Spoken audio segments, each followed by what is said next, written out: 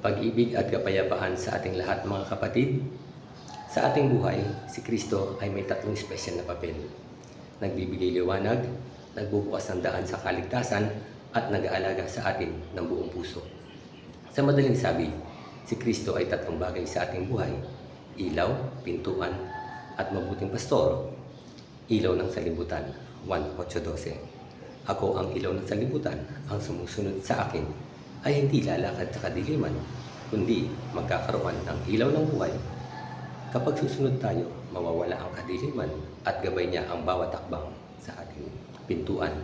1:9. Ako ang pintuan, ang sinuman pumasok sa akin ay maliligtas. Si Kristo ang tanging daan sa tunay na kaligtasan at kapayapaan ng puso. Mabuting pastor, 1:11. Ako ang mabuting pastor, ibinibigay ng mabuting pastor ang kanyang buhay dahil sa mga tupa.